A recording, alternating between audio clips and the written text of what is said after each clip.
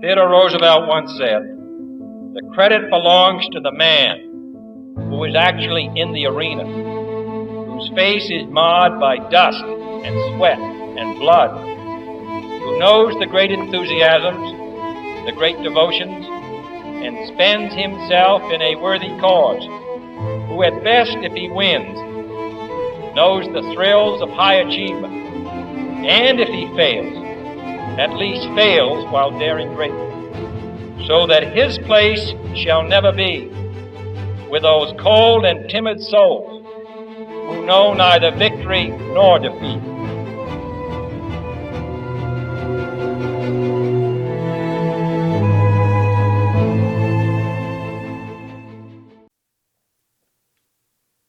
One thing, I'll cut this out. Like, I don't know, do you even like the nickname What? Joe? Dude, it's just an incredible. Like, when I tell you, if you know, my stepdad, you know, he's very Christian. Yeah. You know, we beefed growing up and everything. Right. But he always took me to church and everything, just pushing this stuff on me. And I did mention it to my mom. Yeah. You know, but like not sarcastically, like, Mom, if you only. But like him, you know, he's like my best handshake nowadays. I don't get it. They live in Florida. Okay. But if he could like, you know, witness like when people, I'm like, dude, and then it caught on and but you know, like, he would be the one that I would be like, you know, I can't believe that people, you know. Because, like, you know, you walk into the meeting and then like some dude will like, yo, like Jesus Joe, or they'll share and they'll say Jesus Joe, and I'm like, does he like it? Does he not like it? It's crazy. It's a great nickname. It's unbelievable. It's a great nickname, dude. Yeah. So yeah, dude, it's been fucking 6 months. Did you go to Judge? No. Oh, okay. So the last person I had on my podcast was he was the head disciplinarian for Judge. He was my football coach. His name's Jay Budd. Wow. It was like 6 months ago. Before that, it was Brett. Mm-hmm. I got a new job in November, and like life just took over. And I got lazy, to be honest with you. Like because it's a lot. Like you do the podcast and you edit it, and I just got lazy. Yeah. So Brett hit me up like 3 times over the past few months. Like random people saw him on the podcast and asked him why I wasn't doing it anymore. So he hit me up last week. He was at the cigar shop, Holt Cigar Shop, and somebody was out there with a motorcycle, had a sober sticker on the motorcycle. And then, like, organically, some cop walked up, and he's like, yo, I recognize you from Anthony Galati's podcast. Wow. And then Brett called me and told me, and, like, the next text was to you. Literally, I had no other second choice. It was to you. I feel like when I hear you share, when I see you in the meetings, like, you just have this presence about you. We probably have a different journey getting into AA, but, like, I love every time you share the passion. And, like, the longer I stay sober, maybe you agree, disagree, like, the more I gravitate towards the people that are more serious. You know what I mean? 100%. So, just, you know, I know you don't know much about the podcast or anything like that, but the reason why I started it, I got out of rehab I went to rehab October 28, 2023. I got out the day after Thanksgiving. And my wife wouldn't let me move back home unless I got a therapist or went to IOP. And I thought IOP was terrible, so I got a therapist. So I'm dealing with the therapist. You know, it was like a month or so in, and I was thinking I'm gonna write a book, right? 6 weeks sober, I'm gonna write a book. Yeah. The therapist is like he was all for it. He's like, track your journey. I'm not saying you write the book now, just track your journey. So I come home, my wife's like, write a book? Like, are you fucking kidding me? She's like, start a podcast. So I'm like, what? Like the day before rehab podcast? And that was how it started, dude. And like what we typically do is, you know, I've had people that have no issues with sobriety. I had somebody on here with cancer, eating disorder. It's like the day before the fucking pain. You know what I mean? We have multiple. I've been to rehab a few times. I don't know if you have, but like, the goal of the podcast is to talk about the day before rehab, in essence, what that experience looked like leading you to that day, and you know what happened and what life's like now. It's pretty cool to track our journeys and to talk about it because like guys like you and others, like you just help so many people. So that's why I just wanted to hear your story, like what it was like for you the day before you got into this place. Yeah. So, and it's crazy. I just want to say that a guy asked me about my 4-step. Yeah. Like I text so many people in the morning. So then when I get back to it around like noon, when I get my break from work, he was like, yo, what was your 4-step like? And I I can't recall it. I said, I take so many people through the book, like I can recall like maybe theirs, Right. not that I talk about other people's, but like I could not recall it, and that it was crazy. And also I was 4 months, like, Bank Robber Billy is my, he's Bank Robber Billy? yeah, He's the guy who's married to the tall blonde, right? Yes. Yeah. So, and he took me through rapidly. And, I mean, I caught COVID. So I was mad because I had a job. And they quarantined me at self-help for, it was 10 days. Really? So dude, you just get a job. You're like, you're out of rehab, like, and then they quarantine you and you're like, are you kidding me? Yeah. So I sat around for 3 days angry watching Netflix. Like they give you like a tablet and I'm like, dude, angry, like smoking cigs. And, I call him. Of course, dude, all you do in early sobriety is complain. Yeah. Like you just complain. That's it. And he's like, you're doing great, kid. and he's running a business, like, and everything. He's like, dude, I don't got that. He said, where I gave you that packet, right? How about that packet? Maybe God's telling you that he quarantined you so you could do this packet so you can grow. Like, yeah. And first of all, for 20, I would be so mad when he would talk about stuff, like, or say anything to me. What do you mean? I would stew. Like, if he ended the conversation like that, like, dude, like, do your 4-step packet. That I got to go.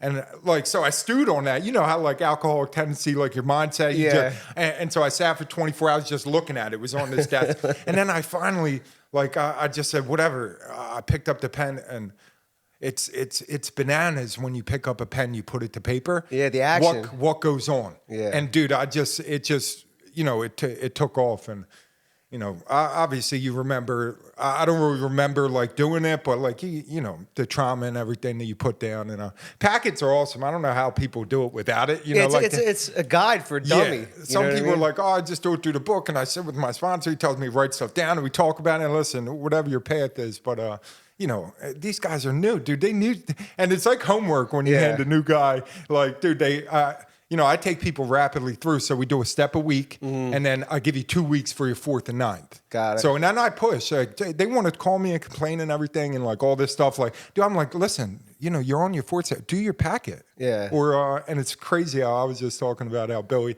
and now I've become, you become the teacher, like when the student becomes a teacher. But, so along the lines of like, the couple days before rehab. So, I'm in Bridesburg. I'm at another rented room. Is that where you're from, that area? No.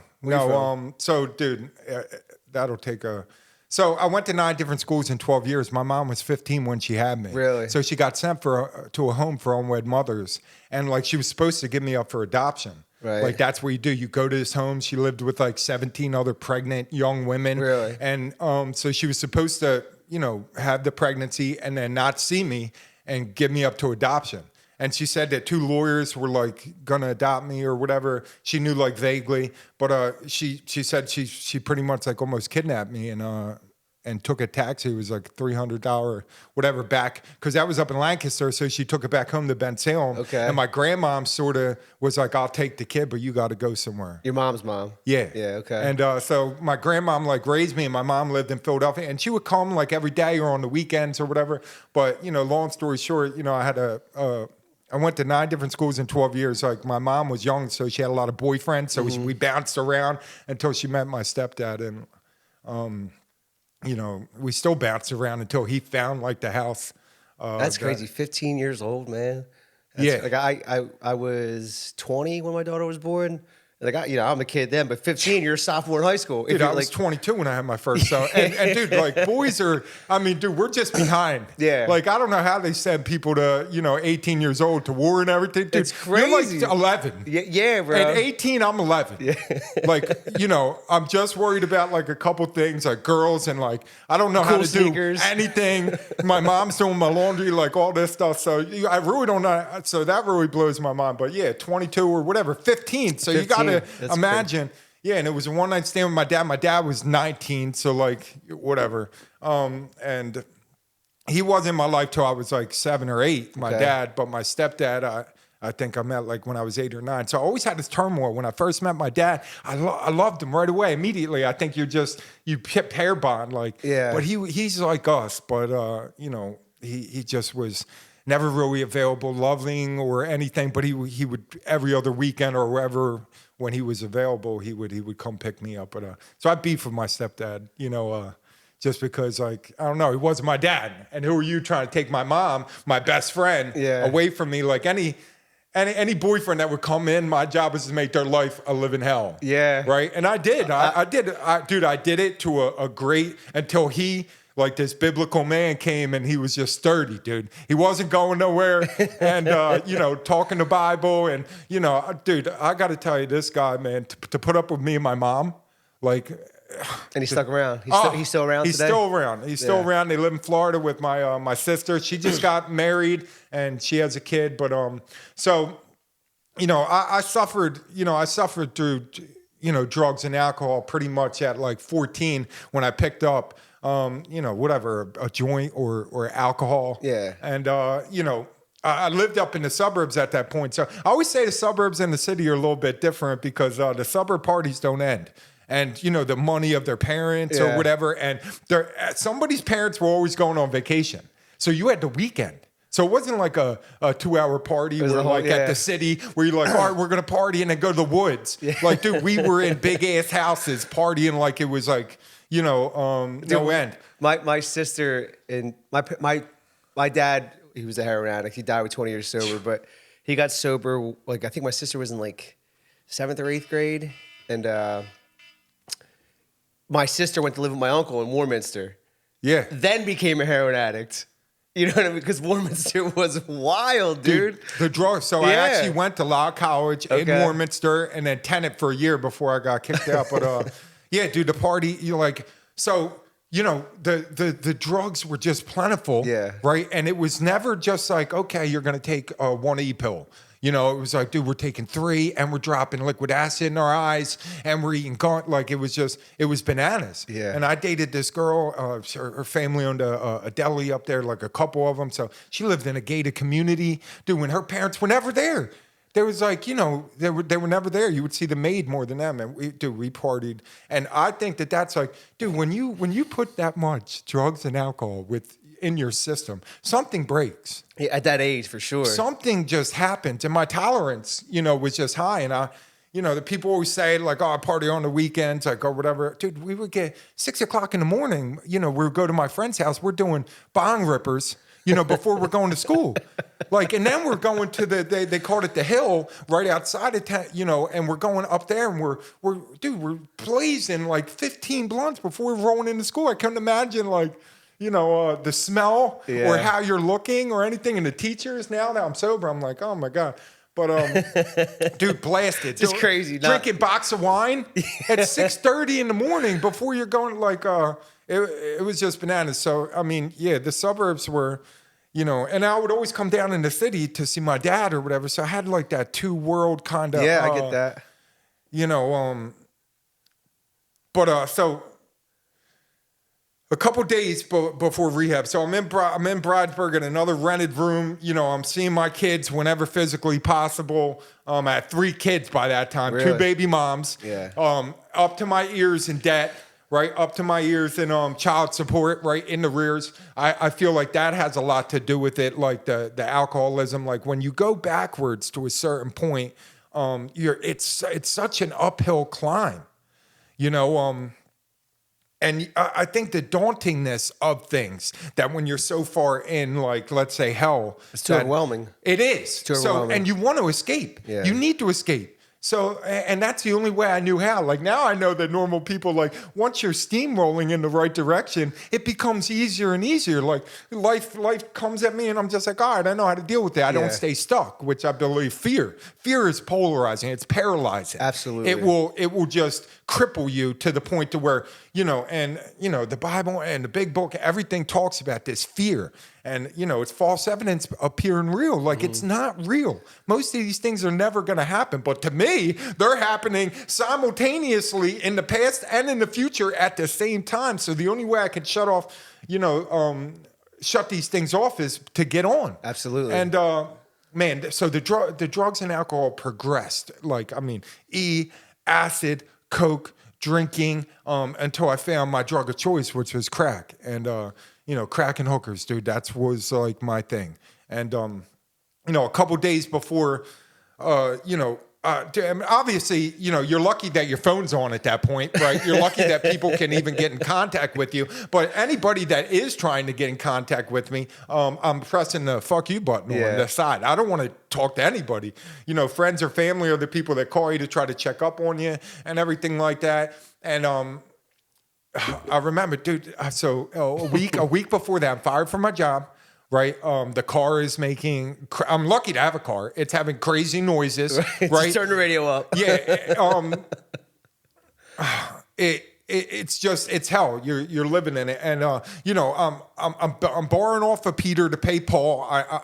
People are successful in my life, like friends are, and I'm instant messaging people to crazy, ridiculous stories to try to get them money. Yeah. So, and you're just like, oh, how can I get money? How can I get money to feed this this beast that I've created, which I believe is the ego and the alcoholic mind that I have pretty much lived off of. So he's like, all right, we need to get on, dude. What's going on? You fed me for this long. I don't care. Now. I don't care that you're not talking to your kid or whatever's going on. That means nothing. Your human side of it. Yeah. We need to do this, right?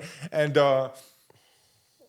dude, I'm on my hands and knees, and I'm searching for one more. I got a stem. I'm putting like salt in it, drywall, and dude, I let out this cry, and I believe that when you pray, you have to pray with emotion, and I know that for a certain fact right now. That if I just say things, nothing's gonna happen, but if I say it with emotion, things are gonna take place whether I like them or not. And I let out this cry, God, please help me. I don't want to do this anymore. And I remember a phone call came, and I went to hit the FU button on the side of my fat thumb, slid, and it was this girl, and pretty much the only girl that I ever knew that was in like a rehab facility. I used to mess with her. She was friends with my dad's girlfriend, and she said, Joe, were you okay? I heard from your dad, whatever, that, because everybody knows your business. And I haven't even talked to anybody, but it gets down that, your baby moms is telling everybody you're a piece of shit all over town. Your boss has told, she called my work. So now my dad knows everybody. So it just, the word gets out. So my thumb hit it, and I'm just like, what's up? And she's like, Joe, are you okay? Just with this concern. Yeah. And I wanted to bang on her. I just wanted to end the conversation, but I was done. And she said, where are you at? And I gave her the address, and she came and picked me up, and she took me to her house, and she lived like by church, and she lived like in the hood. And this was crazy. And even now I think about it, I'm like, why did you do that? But she said, tomorrow I'll take you to rehab. I have stuff to do today. Do you need any money? I'm going to give you one last chance. Because she knew about this rehab thing. She said, listen, I'm going to give you money to go get on. This will be your last one. If you rob my house or do anything, I will find somebody to kill you.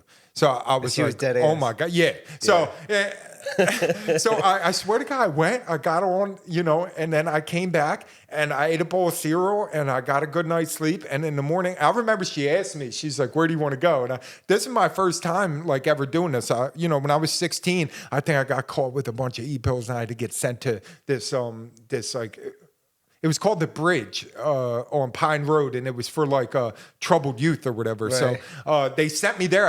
And sometimes you block this stuff out. So for 6 months, I had to live here, and then I guess do therapy, counseling, and almost meetings. So I didn't know what meetings were. And obviously when you're 16, you're not listening to these guys come and talk about, hey, I have no idea what's going on. I'm just like, dude, I need another cigarette. Yeah. What time is it? Yeah. I had no idea what was going on. So she told me, she's like, where do you want to go? And I was like, no, I don't want to go anywhere in the city. I just had this. So, and it was crazy. She's like, okay. She looks up these places. She's like, because I got to go to a hospital first and be admitted, and then I guess go to whatever. So I went to a hospital, Holy Redeemer. I remember I smoked a couple blunts while we're going there. And then I go to Holy Redeemer. And because she asked me, do I want to go to Friends? And I was like, no, because in my mind, I don't even know what Friends are. I just think it's a crazy person place or whatever. I'm like, I don't want to go to Friends. So we go to Holy Redeemer, and she drops me off. And long story short, I'm on a gurney, and their sister company is Friends. They take me from Holy Redeemer to Friends. So I wanted to go outside of the city, wherever it is, Abington or and then they bring me to Friends. So I remember, dude, that was the craziest 3 days of my life. You're not allowed to lay on the ground. You have to sit in these most uncomfortable chairs. They're feeding you garbage food. This lady was smashing her head on the wall. She was calling herself Bill Cosby's niece daughter. And I almost believed it because she was tall. She was big with dreads, and she's smashing her head. And I'm just like, dude, this is crazy. What is going on right now? This other guy's throwing like his sandwich up against the wall and saying this gibberish. And dude, it was so uncomfortable. And they're giving you medication. Obviously, they're always trying to medicate you. And I go to West Gerard, a detox, and you're in a gurney, hospital, and they're medicating you even more. And I remember they took me in the back. I think it was day 6, and they're like, "Oh, where do you want to go?" And I had no idea. And they were going to send me somewhere up in Montgomery County. I forget what it's called right now, one of the rehabs. And they said self-help. And self-help is at Southampton Boulevard. Yep. And my baby mom's, where we bought the house, was in Parkwood. So they're literally right down the street. And I was like, please, I have to go to self-help. I have to be close to my kids. Yeah. And I go to self-help. This guy, Vinny, picks me up, who is a huge part of my story, man. He gave me my first big book and everything like that. And then, I did 35 days. But I remember Bill, they would bring AA people, from this or whatever. They would come. Yep. And Bill and me played soccer together at Frankfurt. Okay. But he noticed me and I didn't notice him. Dude, I'm not shaved. I look like probably hell. And he's like, Menini? And I was like, oh, what's up? And isn't it crazy?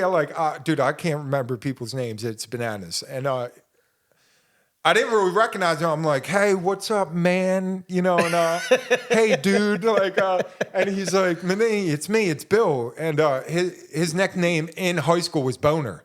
And his best friend was Pecker. And they did graffiti. I had crazy stories about that. And so he comes and he spoke and then he left. Well, people are talking about the sponsor thing. I have no idea what a sponsor is. This is your first run. You don't know. Yeah. And people were like, oh, you got to get a sponsor. And people were talking about they have sponsor, all this stuff. They're calling. And so the next time he came next week with somebody. And I went up to him and obviously he gave me a couple of cigarettes and he was like, dude, this is what you have to do. And I said, I think I'm supposed to ask you to be my sponsor, dude. And he said, all right, how bad do you want it? And I said, I guess pretty bad. And he said, all right, listen, I'll be your sponsor. And he told me to pray for the obsession to be removed. Yeah. Because I told him I can't stop thinking about my drug of choice.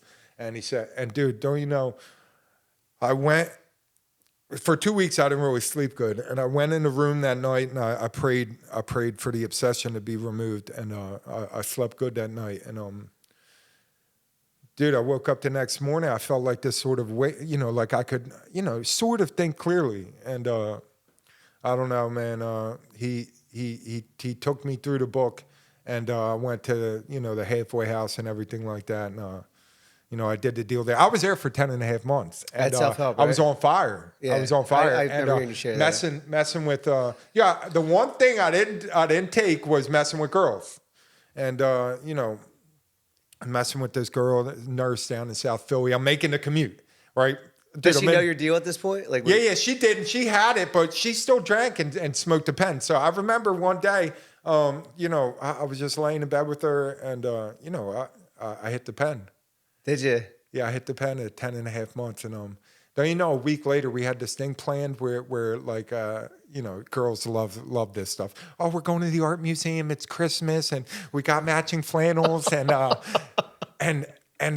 we got into a huge argument, a huge blowout argument. I don't even know where it came from, and because I never fought with her ever. And dude, I left, and I was seeing red. I'm on 95, and don't you know, almost it happened like second nature. I don't even know. I made a left on Tioga. And I just went down the way. And, dude, for 3 days. And I had like $2,100 saved up. Like, dude, in 3 days, I blew that. And that head full of AA and belly full of booze, like once you learn something, you can't unlearn it. Nah. You can't go back. Yeah. I literally smoked crack with my higher power sitting next to me, not like shaking his head, dude. And it was and the craziest thing is me and the hooker that I'm with are like 12-stepping each other, you know? And we're like, we're not supposed to be doing this. This is bad, you know? And we just keep on partying. But once you start, you cannot stop. No, I know this. 100%. So I had to run it out, but I knew what I had to do as soon as like I was done. I called Bill. He's like, I'm not. Isn't it crazy? Like during that run, like, like, all right, I'm just going to fucking max out. I knew. And then call somebody. Yeah, well, there was no stopping it. Once that I was locked and loaded and I was seeing red, and that's why they say you have all these tools and everything. So, yeah, I used for them 3 days, and I remember I called Bill, and he's I'm not fucking coming down there to pick you up. So I got on the L, the 66, and then, I went to Octus that night, and because he's like, you got to go get your coin. And when you're on fire and people are looking up, whatever, dude, you think like 10 and a half months, it doesn't matter. Like, and I'm dealing with that with one of my sponsors. Dude, he just cannot come back in. I tell him, dude, everything's going to be okay. Yeah. I seen him on a bike, dude. He looks, I'm like, it was awful. And it's that fear and that guilt, remorse, and shame. And I'm just so glad that I knew that when Bill was like, dude, we got to go get your coin. And he was sitting in there in that daunting feeling of you sitting down and having to raise your hand in front of all these people, you know. And dude, I just didn't even think twice. I did it. And from that point on, for that first year at least, I didn't mess with girls. I went ham. I went ham on this program. I didn't do anything else. I hit meetings like nobody else. And then eventually, when I did finish my steps, the 12-step, and every time I would call him. So once you finish the steps, it's pretty remarkable that like you sort of have this odd thing with your sponsor that now like you're like, talking about like basically nonsense, like day-to-day stuff. Mm-hmm. And he would just be like, yo, who you helping? Like, who you helping? Could I be complaining or whatever? And I remember Rob Nolfi, I would always see him at Life or Death, and he would always have a new guy next to him. Yeah. And he'd be in the, immediately, no shaking hands after, he would be in the truck. And I got some balls, and I went up to, after like a month of seeing this, I went up and asked him, and he was so humble in guiding me through like, all right, this is what you do this part of the book. And I would like call, and I remember, and he said, dude, listen, you'll never sponsor anybody if you're going to wait for them to come up to you. He said, that's a good point. He said, we know what they look like. We know when somebody's suffering. So from that point on, I just started going up to people. Hey, are you new in the program? What's going on? Do you have a sponsor? And this is the best thing that I've ever learned. And I don't know if I just sort of made this up, and I was like, hey, listen, I'll be your temporary sponsor until you get a real sponsor. And that takes the pressure off. And it's off me and off them. Yeah. And I say, hey, listen, hit me up in the morning and we'll talk. And it just started flowing out. I would be texting Bill and Rob, and he would just tell me what to do. And then I got we're sitting in the car, and I'm telling you, the most amazing thing happened to where I was so nervous and had butterflies, and I'm sitting in this car, and when you're reading a book with somebody else and you're trying to help them, I laser focused on every page, every sentence, because I thought this motherfucker was going to ask me a question. So what, you mean prior to working with them? Yeah, no, I'm sitting in the car with them, right. and you're opening a book for the first time you're ever doing this, and dude, you're laser focused. Yeah. You're like, he's going to ask me a question. Oh my God. And so I started, and I really believe that you start to retain and get this book when you start to take other people through it. Because it's like if you can teach it, it's because just like school. You have an awakening that, you're almost, so if you're going to college, right, and I'm just trying to get my degree, I'll cheat on tests, right? I'm just trying to get a grade. But if you're going to college to extend, to get your master's, to be a teacher, you're focused. I mean, it's a different kind of focus. You're trying to retain it to teach somebody else. So you're really trying to lock it in. I believe your super conscious, your God conscious sort of takes over at that point. And Dude, I never focused. And that's when my whole journey began of like understanding the book. Because the first time I'm still shot out. But I never knew that when my sponsor when Bill, he would be like, oh, you're helping me out more than I'm helping you out. I'm like, okay, dude. Yeah, okay. I don't have anything. You have a business. Like, what are you talking about? But we all look at that material stuff like, it's everything. But really that spiritual, fuel that you can get really opens your perception to every situation that you're dealing with. Like I could wake up tomorrow. It's the same world, same stars, same everything out there.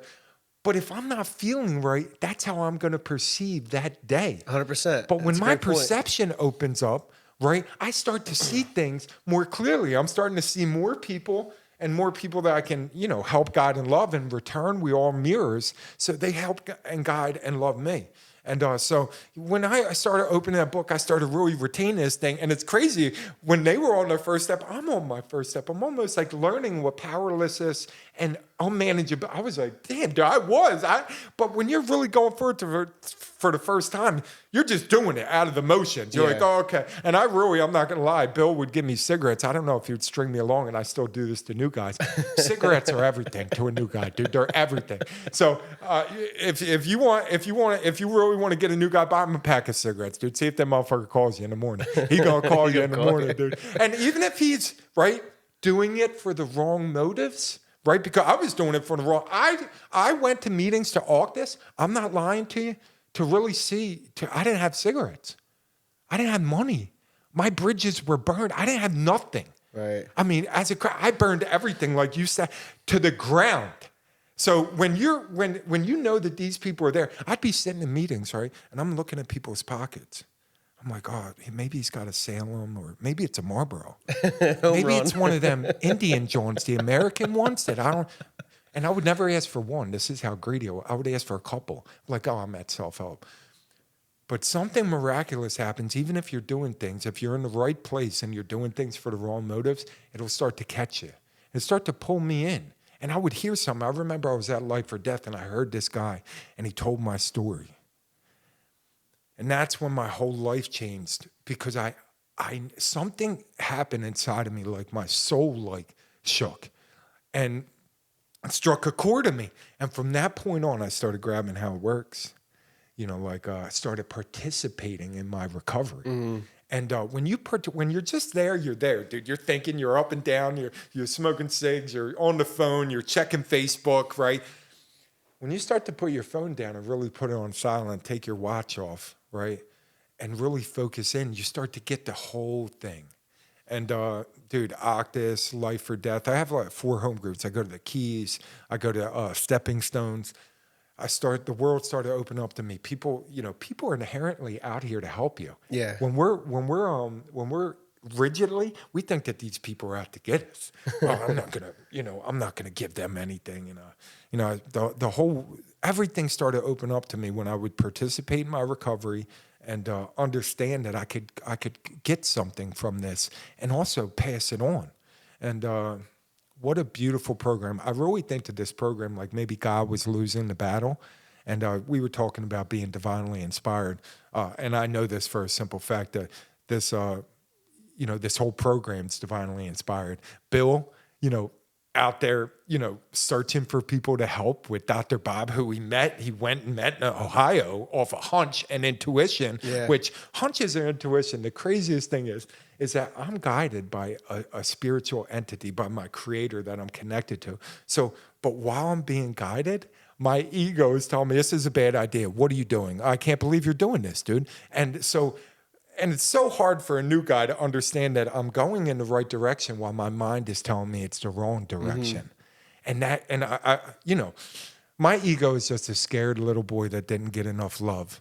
And also that I fed him enough drugs and alcohol, so the motherfucker loves to party. He loves to party, dude. He's always talking about, dude, wouldn't this be cool if we could just, and usually because I had sexual addictions, so usually my sexual addictions are tied to my drug addiction, so I have to watch out for lust. Right. I have to watch out for it. And, you know, there's pretty girls everywhere. So I really try to pray on that every girl that I meet is either my sister, my aunt, my mom, my grandmom, whatever age, because the lust. That's how you perceive them in that moment. The lust and the ego will be like, damn, a MILF, a GILF. She said hi to me? Oh my God. Yeah. And dude, in my mind, we're already married and have kids. 100%. I remember somebody sharing about something, like I saw this girl at Wawa, and I started thinking about how many kids we were going to have together, and she didn't even say hi to me. You know what I mean? But the way the guy said it, I was like, man, I get that. That's why, dude, I believe you could jump portals and dimensions because, like, you know, the past and the future, I will go there.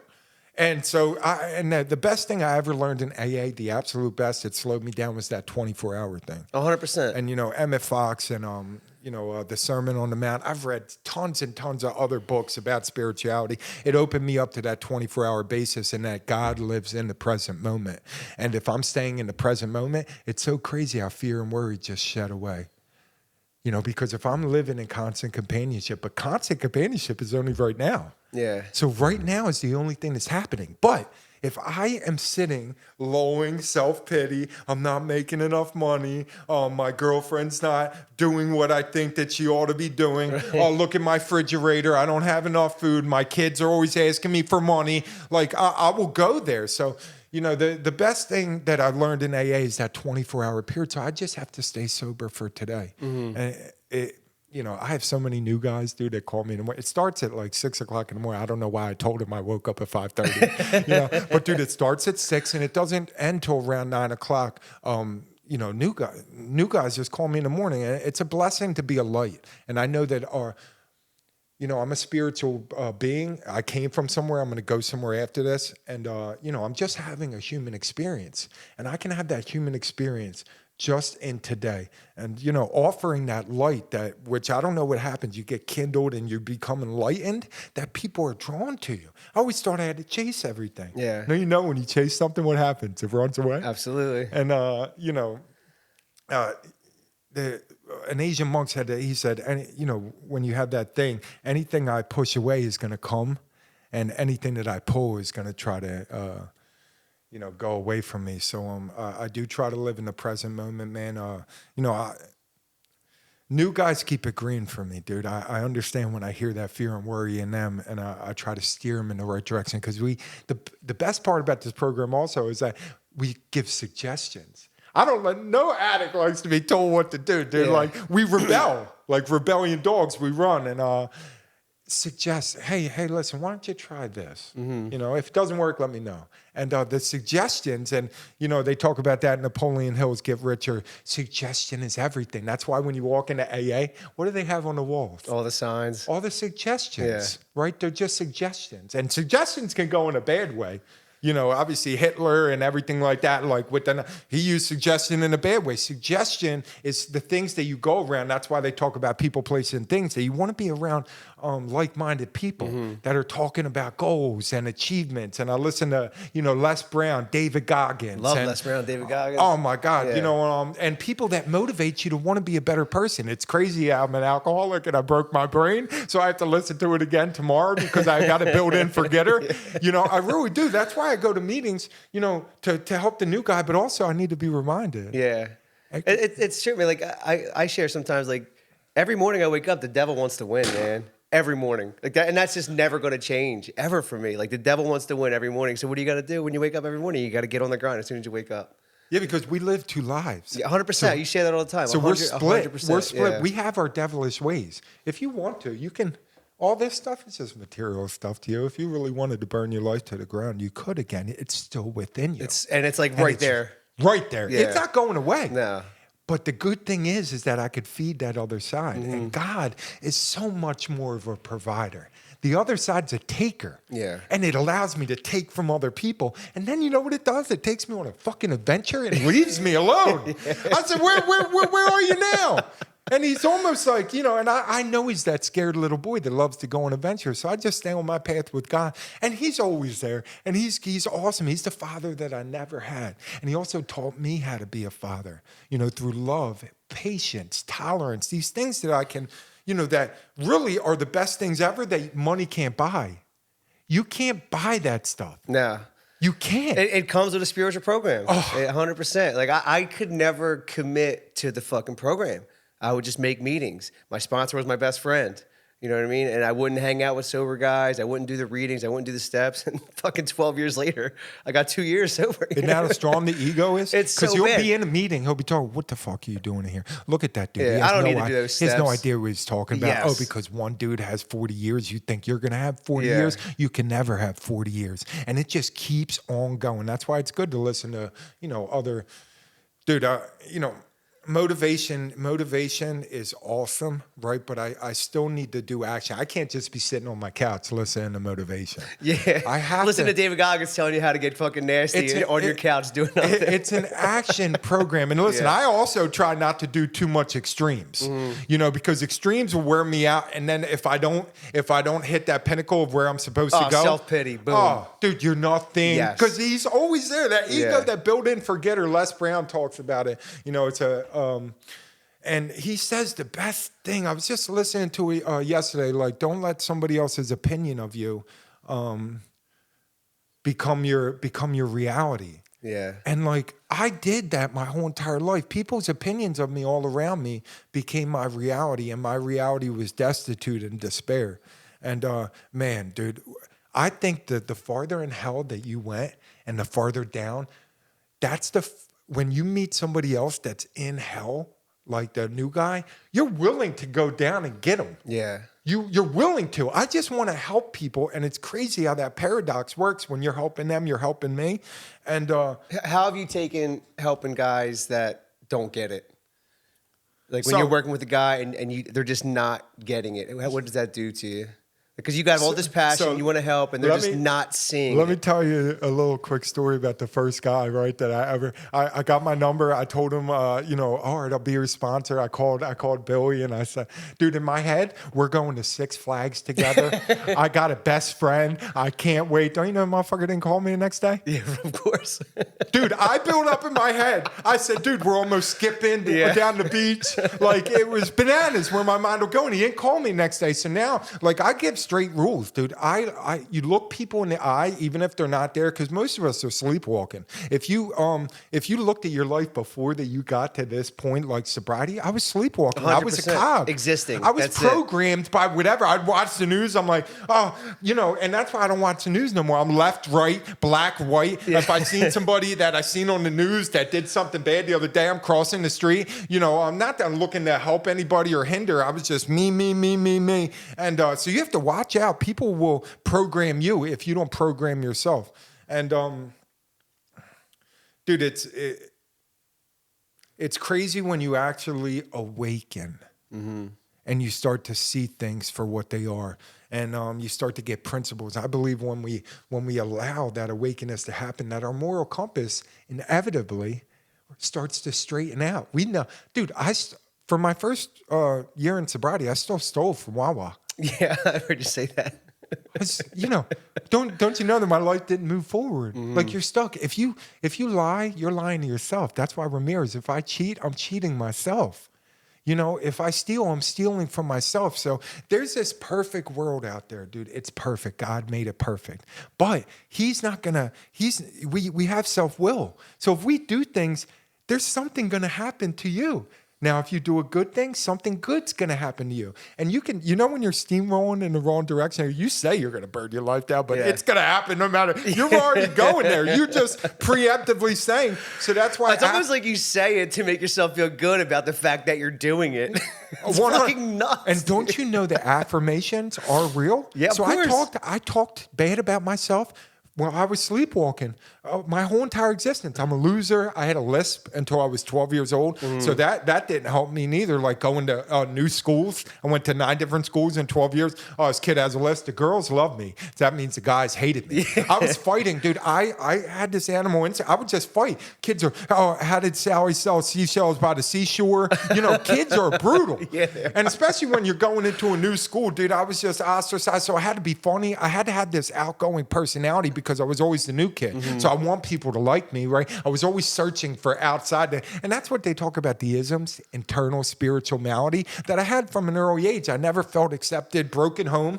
right? And, you know, my mom was young. She's learning how to be a woman herself. Yeah, she's my a kid. stepdad comes in. He's got to take care of a, you know, ungrateful, you know, wild-ass kid that doesn't like him. And then my dad's living his own life, right? I got to get him on the weekends. Like, we're all doing our own thing. And the world is brutal if you let it be. Yes. Right? But it's also great. And when I talk to people now, like I try to inspire them, just give them hope. You know, I used to sell drugs before, now I sell hope. Like if you can implant like little seeds as you go along, and you'll be surprised that people, the next time you see them, you know, you're doing a great job, man. You know, Joe, keep it up, kid. Oh, it's the best. When you share, like anyone, and you get that little tap from him. He like, gives me keep it chills, up. dude. He has given me so much advice. Dude, so I got 23 months in a couple of days, right? I had 90 days Great sober job, like 3 years ago Yeah. around Christmas. 90 days sober. And I'm divorcing my wife. I don't love her anymore. I was 90 days sober, but I wasn't dialed in, right? I'm divorcing my wife. I don't love her anymore. I'm sharing this at a meeting. And Joe stopped me at the meeting and he's like, kid, he's like, you need to do everything in your power to fix your marriage before you give up because you will regret it. And I left my wife. I went to Arizona for a week to visit my mom at Christmas. I had 90 days sober in Arizona at Christmas. I came back. I started a new job, got high the second I was at work, and then for the next year actively try to destroy my fucking marriage.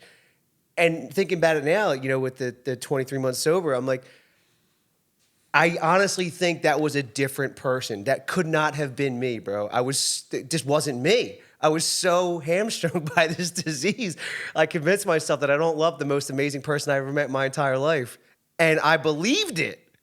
I just wanted to get high and I didn't want to deal with anybody. And she was just in the fucking way, man. Thank God she didn't let me.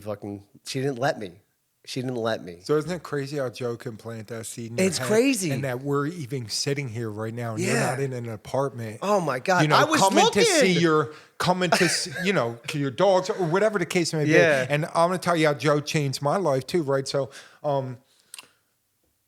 my baby mom's was going to be evicted from the house where my kids, right? Okay. She had her boyfriend who was, using her, right? I'm on the outside and, I was staying in an apartment and you said Arizona. So I started working for this pipeline company when I came back after my first relapse. And they strung me along. I wanted to get outside of the kitchen business. So I didn't want to do it. It's been my whole life besides little stints in construction or anything like that. So I said, I don't want to work in the kitchen business. Also, there's alcohol and everything involved. Yeah. So I found this pipeline company on Indeed, and it was in Langhorne, and it was local for the first 4 months. Right. Well, don't you know that then they started we were in Florida, Arizona, which was beautiful. I was there for 3 months in $1 million Airbnb on the side of the hill. I'll show you pictures. It was crazy. I went to a lot of meetings and everything like that. And so when I was coming back and forth, you know, my baby mom's obviously in distress, you know, still she's carrying the whole load and she doesn't tell me, you know, I have the apartment. Well, I had an apartment with the guy from Self-Help. Mm. So, you know, the electric was shut off. Like I came back after like a 2 or 3 week stay in Arizona. The electric's cut off everything. And the guy's like, yeah, he hasn't been paying the rent. And I've been Venmoing him the rent. So for 3 months, he's like, listen, dude, I love you. It's a great story that you're telling. I'm glad you're doing good, but you got to go. Like, I'm already showing. So I'm like, oh my God. So, you know, I went and talked to my baby moms. I don't know where this idea came from. And I was like, listen, I'll help you with getting out of eviction. We'll pay, I think it was like $4,300 or whatever. And I said, listen, we'll make a deal. Because I wanted that dude out of my crib. I'll tell you what, nobody will ever fucking prepare you for you pulling up to pick up your kids and seeing another grown man walk your dog. Oh, my God. Dude, I chased him down. I didn't know. And he ran. But like, what do you mean you didn't know? Like I didn't know what I was doing. I seen red. Yeah. And I apologized to him that day. He's like, dude, I was scared shitless. There was a look inside your eyes. I said, dude, nobody will ever prepare you for that. So, I talked to my baby moms. I said, listen, I had a girlfriend too, or somebody I said, we'll make a deal. We'll take care of this money. I'll split the rent with you. And, the kids and her lived upstairs and I, refurnished the basement. Everything was fine. So I stayed in the basement. This was for like a year and a half. But long story short, I talked to Joe and I said, oh, we're having problems, right? Because I wanted to come in and I'm sober. I'm laying I'm going to fix this bravado. Shit. Yeah. And he said, listen to me, dude. All our troubles are in our own making. He said, why don't you try not to say anything? Imagine that. And my whole life changed, especially towards like women in general, because women cannot be understood. They can only be loved. You can never understand a woman, dude. She is already, they live in the future and the past too, but also they have a different wiring than us. They're seeing the world in a whole different, so for us to understand them is bananas. Well, and you add the fact that you're a dude and you're a fucking dude in the program, you combine those two and try to understand what a woman's thinking. It's like, it's fucking So tough. when he told me that, like, be quiet, dude, my whole life changed because women don't like arguing with somebody that's not going to argue with them. Yeah. They don't want to talk to a wall. So the screams and the yells, they started to stop because obviously my baby, she's still mad at me. I created this whole hell and she's yelling at me and everything. I just didn't feed in. I would give my kids a kiss, and I would say, have a good day. And I would come back and I kept doing that. And don't you know that our relationship started to grow. Sooner or later, she would start to talk to me, start to ask me for things. I would do things around the house, not saying, oh, I cleaned the bathroom or I cleaned your part of the house. I just would do things. And, taking the dog for a couple walks every single day, going for a run in the morning. And just my life, instead of focusing on how can I just started to be. And man, that was a beautiful experience for a year and a half. And I'll tell you how, I really believe in God and manifesting and everything. My daughter, she was in 8th grade and she was graduating. And, me and my baby moms were talking about, Catholic high school. Mm-hmm. And so this is a big deal, high school. So I remember she went to Swenson and immediately when she came back, I love it. They have a kitchen. I'm like, she's not fucking going to Swenson. I'm telling you. She's not going to city schools because I know. I went to Frankfurt, dude. I just know. And so we started looking at Catholic schools. So my baby mom, listen, she don't have no money, but it is what it is. And I'm paying her child support plus the rent, my half. And she's always asking me for money, but I'm available to give it. So, but when I looked at, I have to split Catholic tuition with her for 4 years. I baffled my mind and I was like, she's not going to be able to do it. Right. And this is a big decision. Yeah, that's huge. My daughter starting for 3 months and then she's not making her half. I have to pay for the mortgage and then that half. I said, no, I can't do it. I started looking for a place.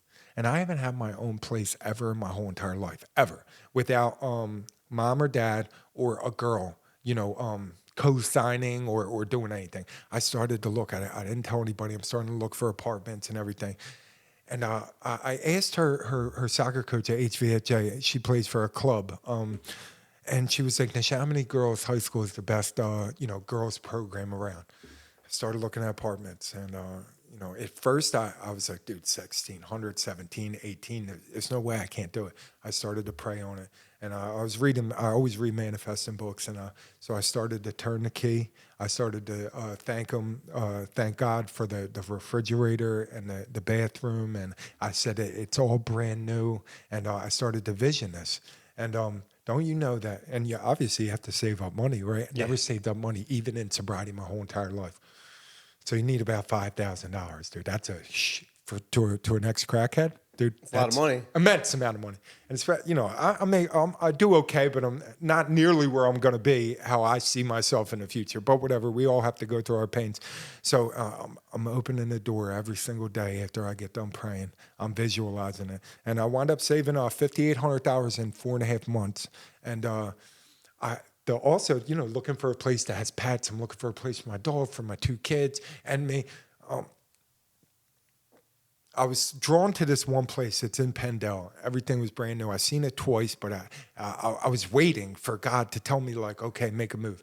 And, finally, after looking about 15 places, this lady called me and she said, "Hey, listen, are you ready? October, August 1st. Are you?" And I knew that was it. And a week before August 1st, I went and met this lady. It was surreal. It was surreal. I still remember it to this day, getting out of my car, not believing, walking in, right? She's having the lease papers, right? And I'm all by myself, dude. And this is huge. No girl, no mom or dad, no anybody. I'm sitting down and I'm going over the lease and I sign it and everything like that. And I went back and I started packing my kids' stuff, dude. And, registered them, at school. And my son goes to a beautiful school, Maple Point, and my daughter goes into Chamonix. She made the soccer team.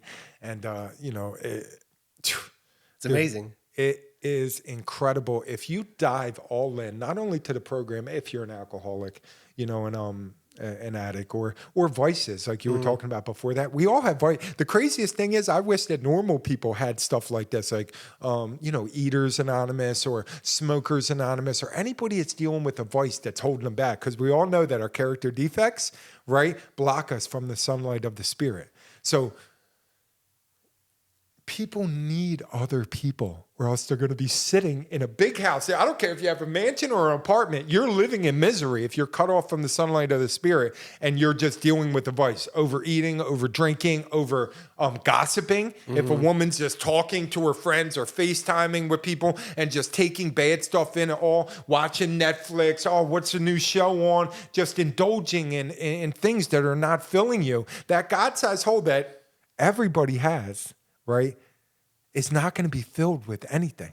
But the amazing thing is when we go and we sit around other people and they start talking about good stuff, we start to let it seep in. And even if you fight it or not in the beginning, one of the best things, keep coming back. Yeah. It works if you work it. And I just kept coming back, man. And it took me, I dove all in, let's just say that. I dove all in and it took me and it loved me. Like God met me where I was when I was ready. Yeah, 100%. He was there the whole time. You were there the whole time. So God created this whole world and he material and everything. And people will search on the outside their whole entire life. And I didn't know. Isn't that a crazy hiding spot? That he put it inside of us? Yeah. That's the last place I looked. It's the last place that I looked. And I found it within. I don't have to go anywhere else. People are like, I go to church. Like, dude, I go right to the plug. Every single morning. Yeah. It's cool. I get it. It is the most important thing in the world. I get it as a preacher. You're up there. You tell it from the pulpit. You're telling me about. I go right to him. I open the book and I go right to him, and the Spirit takes over. There is something that goes on that takes over. The angels, whatever you want to call it, there's a good out there that will envelop you and love you until you love yourself. And once you love yourself, it's game on, because then the whole world opens up for you, and you can love others, which is what. Loving yourself. Yeah. So it's funny you said that. I've shared a few times, maybe you were in the room or not, about I have a kind of, I don't want to say contentious, but I wasn't a good dad, but I thought I was. Well, of course. So all my daughter's perceptions of how I was before I got sober, I have a hard time agreeing with. My sponsor tells me it doesn't matter what you fucking believe. It only matters what she believes. And that's very hard for me to deal with. So the first, literally 20 months out of rehab, our relationship was amazing. She hung out with one of her friends. They were talking about their childhoods. All of a sudden, all the horrible things that, even now my ego's coming in, all the horrible things that I put her through stirred back up, and she didn't want to talk to me anymore. And my response to that was horrible. I was mean. I was nasty. I was like, are you fucking kidding me? I've been fucking cool for 20 months. Are you fucking serious? That was my reaction. So we got through that. And I bring that up because we went to breakfast yesterday, and we're building now. We're rebuilding.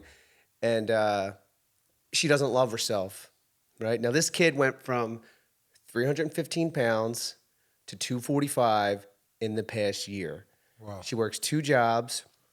She's going to school online, and she doesn't love herself. And I'm like, saying back to her what she has said to me, I'm like, are you kidding me? Like, you should write a book for how inspiring you are. And we talked about therapy. She thinks therapy is the answer. And I'm like, I'm not saying it's not the answer. The way I talked to her about it, I'm like, let's just say therapy to you is AA to me. AA will not work for me if I'm not reading, hanging out with sober dudes, right? Taking commitments, going to the gym. Like, for me, it's a whole fucking umbrella of things. So I said to her, I'm like, therapy will work for you, but you can't go to bed at 2 a.m. You can't sleep in. You can't eat bad. It's a whole thing. And my analogy was that's the only way I'm able to love myself is by doing all the things. It's fucking hard. And it only lasts a day. And I might feel like shit when I wake up tomorrow for no reason. And I still got to do all the things. And that's the only reason why, and you probably agree, that's the only way I can love myself. I got to do all the things. And it's fucking hard. It's fucking hard because, like I said, you wake up in the morning, the devil wants you to fucking fail.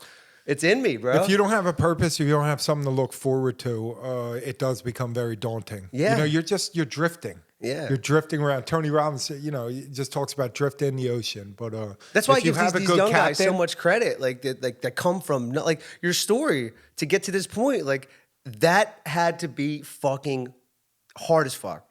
You know what I mean? The death of my dad pales in comparison to getting sober. Getting sober was and always will be the hardest thing I ever had to do. And people that are in less fortunate situations, I'm like, man, I give them credit. Like that's fucking crazy. It's so hard. It's so hard. Worse than heartbreak, worse than, in my mind, for me, it's the hardest thing in the world. It becomes easy when I get out of my own way. Absolutely. And so that's the beauty of it all. Like, you know how people share, like, it's hard I gotta do this. No, you really don't. You just have to get out of your way. Like, guys will share, women too, like, that sobriety is hard. And, like, I want to say, no, it's not. It's the easiest thing in the world once you commit. Yeah, but that fear, and the Israelites had walked through the desert for 40 years, and then all they had to do is just go in. They just had to walk in, but they were scared. Fear is paralyzing, man, and that's the only thing. Winston Churchill says it, the only thing to fear is fear itself. Mm-hmm. And, man, it's always going to be there. I know I got to keep moving forward. God is not going to put me in a situation where I can't handle. 100%. I need to keep moving forward. If you're sober.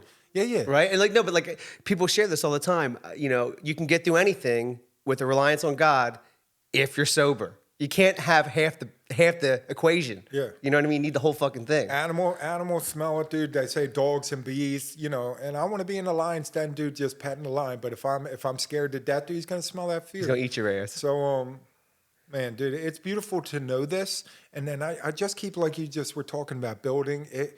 It becomes hard in my head, but I know I have to go to the gym. The hardest thing is putting on my running shoes. Yeah.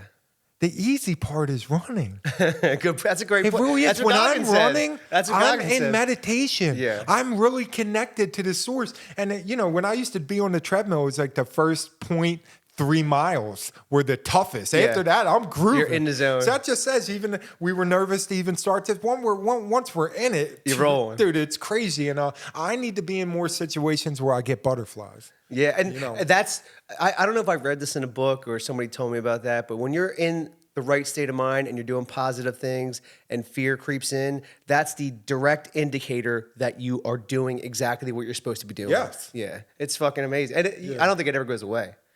No, and you learn to deal with the things, what do they say in the book? You intuitively know how to handle situations that baffle you. Yeah. And everything baffled me, dude. I was a child. They say that you stop growing emotionally. I was 13 years old in a man suit with baby moms and kids around me and bills. I didn't know anything how to do it. And the drugs just were like, okay, well, we're not going to do that today. But it's funny how your shit will just build up. And until you're living in a shit fucking storm and you're just like, okay, I think, dude, I love to get high, dude. Love it. But I don't want to die. No, I don't want to die in my own filth and my own misery around me. So that clicked. So just know that we had to go to that point. It's a breaking point spiritually. Like I believe the Bible speaks in parables and metaphors when they talk about, you raise people from the, and I love raising people from the dead spiritually in AA. You see that light go on, right? They were spiritually dead.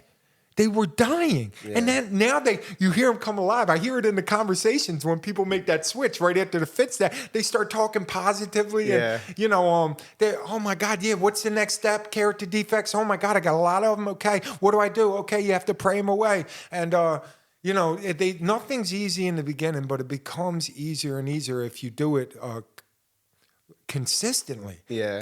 Consistency is everything. It's Yeah. everything in world. If I live in dog years, let's just say that. So if I don't go to a meeting today, that's 7 days. Yeah. If I don't go, let me back to back that's 14. Let me go 3 days without a meeting, dude. That's like I've never been to a meeting. Yeah, and then going back your mind is- starts yes. saying, "You're good." You don't need one. You are.